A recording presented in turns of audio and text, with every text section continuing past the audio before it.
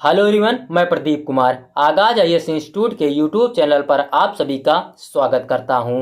तो आइए आज के इस वीडियो में हम लोग बात करने वाले हैं जैव विविधता और पर्यावरण। जैव विविधता और पर्यावरण से रिलेटेड यूपीएससी के प्रीलिम्स और मेंस के लिए आज के जितने भी मोस्ट इम्पॉर्टेंट टॉपिक है हम आप लोगों के लिए लेकर आए हैं। तो चलिए देखते हैं। तो देखिए, प्रीलिम्स के लिए जो टॉपिक है वो ग्रही सीमाएं और जलवायु परिवर्तन, और देखिए मेंस के लिए जो टॉपिक है वह पृथ्वी की स्थिरता और जैव विविधता को बनाए रखने में ग्रही सीमाओं का महत्व।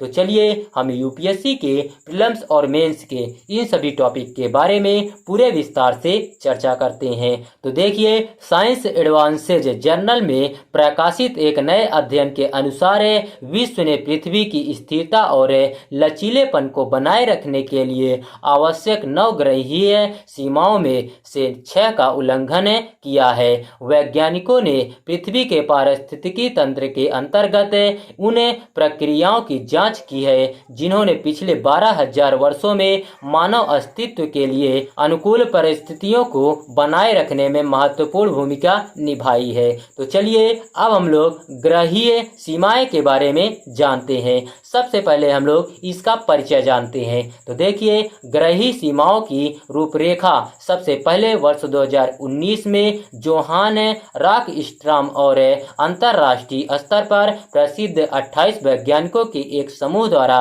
प्रस्तावित की गई थी, ताकि उन पर्यावरणीय सीमाओं को परिभाषित किया जा सके जिनके भीतर मानवता पृथ्वी की स्थिरता एवं जैव विविधता को बनाए रखने के लिए सुरक्षित रूप से कार्य किया जा सके। तो देखिए, आइए देखते हैं हम लोग नवग्रही सीमाएं। तो देखिए, जलवायु परिवर्तन, जीवमंडल अखंडता में परिवर्तन, जैव विविधता हानि और प्रजातियों का विलुप्त होना, और समताप मंडलीय ओजोन क्षरण और महासागर अम्लीकरण, जैव भू रासायनिक प्रवाह है जिसे फास्फोरक और नाइट्रोजन चक्र भी कहते हैं, और भूमि प्रणाली परिवर्तन जिसे उदाहरण के लिए वनों की कटाई कहा जाता है, और स्वच्छ जल का उपयोग जैसे भूमि पर संपूर्ण जल चक्र में परिवर्तन, और वायुमंडलीय एरोसोल लोडिंग वायुमंडल में सूक्ष्म कण जो जलवायु और जीवित जीवों को प्रभावित करते हैं, और नई संस्थाओं का परिचय जैसे माइक्रोप्लास्टिक्स अंतःस्रावी अवरोधक और कार्बनिक प्रदूषकों से युक्त। तो चलिए अब हम लोग ग्रही सीमाओं का उल्लंघन के बारे में जानते हैं। तो देखिए, इन सीमाओं का उल्लंघन किसी तत्कालीन तबाही का संकेत नहीं देता है, बल्कि अपरिवर्तनीय पर्यावरणीय परिवर्तनों का खतरा उत्पन्न करता है। इससे पृथ्वी पर ऐसी स्थितियां उत्पन्न हो सकती है जो हमारी वर्तमान जीवन शैली का समर्थन नहीं करेगी। तो चलिए अब हम लोग अध्ययन के मुख्य बिंदु के बारे में जानते हैं। तो देखिए, प्रभावित सीमाएं जलवायु परिवर्तन, सबसे पहले इसको समझते हैं। तो शोधकर्ताओं ने वायुमंडलीय कार्बन डाइऑक्साइड सांद्रता और विकिरण बल वायुमंडल में ऊर्जा असंतुलन के आकार का प्रतिनिधित्व के लिए 350 भाग प्रति मिलियन ppm तथा 1 वाट प्रति वर्ग मीटर WM2 पर जलवायु परिवर्तन में योगदान हेतु ग्रही सीमा निर्धारित की है।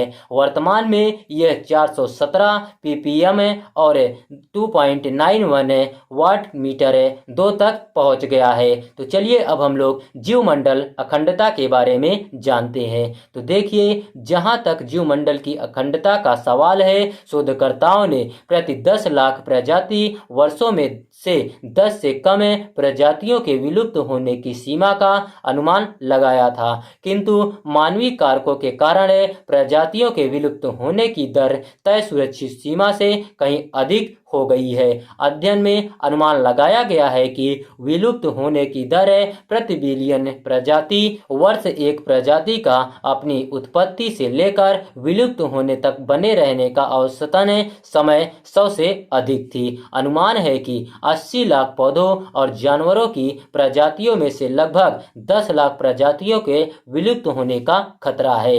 पिछले 150 वर्षों में पौधों और जानवरों की 10% से अधिक आनुवंशिक विविधता नष्ट हो गई है। तो चलिए अब हम लोग भूमि व्यवस्था परिवर्तन के बारे में जानते हैं। तो देखिए, वैश्विक वन भूमि क्षेत्र 75% की सुरक्षित सीमा से नीचे गिरकर वर्तमान में केवल 60% रह गया है। तो चलिए अब हम लोग स्वच्छ जल में परिवर्तन के बारे में जानते हैं। तो देखिए, नीले जल, सतही और भूजल एवं हरे जल पौधों के लिए उपलब्ध जल दोनों ने वर्ष 1905 तथा वर्ष 1929 में क्रमशः 10.2% और 11.1% की अपनी सुरक्षित सीमा से परे प्रभाव का अनुभव किया है। वर्तमान में यह क्रमशः 18.2% एवं 15.8% है। तो चलिए अब हम लोग जैव भू रासायनिक प्रभाव के बारे में जानते हैं। तो देखिए, पर्यावरण में फास्फोरस और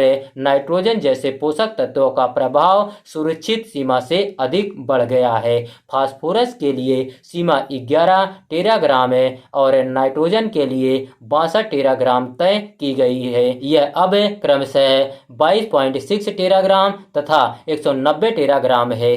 तो चलिए अब हम लोग नवीन तत्व के बारे में जानते हैं। तो देखिए, नवीन तत्वों की ग्रही सीमा की गणना 0 थी। माइक्रोप्लास्टिक से अंततः स्त्रावी, अवरोधक और कार्बनिक प्रदूषकों सहित नवीन तत्वों पर मानव प्रभावों ने 0 सीमा का उल्लंघन किया है। इसका तात्पर्य है कि इंसानों ने इस सीमा का भी उल्लंघन किया है। तो चलिए अब हम लोग सुरक्षित सीमाएं के बारे में जानते हैं। तो देखिए, स्ट्रेटोस्फेरिक ओजोन क्षरण, एरोसोल लोडिंग और महासागरीय अम्लीकरण पृथ्वी की ग्रहीय सीमा के अंदर पाए गए। तो चलिए आगे की राह क्या है, आइए देखते हैं। तो देखिए, जैव विविधता संरक्षण, पारिस्थितिकी तंत्र की बहाली और लुप्त प्राय प्रजातियों एवं आनुवंशिक विविधता की सुरक्षा को लक्षित करने वाले संरक्षण कार्यक्रम लागू करना।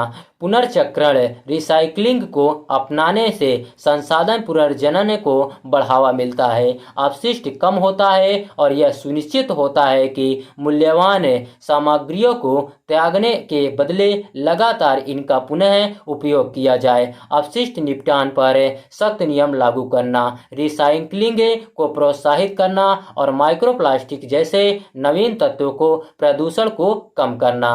पर्यावरणीय प्रबंधन के लिए जिम्मेदारी की सामूहिक भावना जागृत करते हुए समुदायों को संधारणी प्रथाओं में सक्रिय रूप से भाग लेने के लिए सशक्त बनाना। तापमान वृद्धि को सीमित करने और जलवायु परिवर्तन से संबंधित पृथ्वी की ग्रहीय सीमा के उल्लंघन को रोकने के लिए जलवायु समन्वय रणनीतियों को प्राथमिकता देना। तापमान वृद्धि पर अंकुश लगाने तथा जलवायु परिवर्तन के कारण पृथ्वी की सीमा के होने वाले उल्लंघन को रोकने के लिए जलवायु समन्वय तकनीकों को पहली प्राथमिकता देना। स्वच्छ ऊर्जा अपनाने और सतत परिवहन के लिए प्रोत्साहन के माध्यम से शून्य उत्सर्जन प्रौद्योगिकियों को बढ़ावा देना और कार्बन फुटप्रिंट को कम करना। तो चलिए आज का वीडियो यहीं पर समाप्त होता है। तो देखिए, अगर आप लोगों को इसका पीडीएफ चाहिए तो इसका पीडीएफ आप लोगों को टेलीग्राम चैनल पर मिल जाएगा।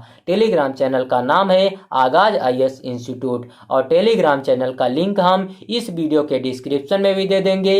आप यहां से भी जाकर टेलीग्राम चैनल को ज्वाइन कर सकते हैं और पीडीएफ डाउनलोड कर सकते हैं। तो चलिए अब हम लोग मिलते हैं नेक्स्ट वीडियो में। धन्यवाद।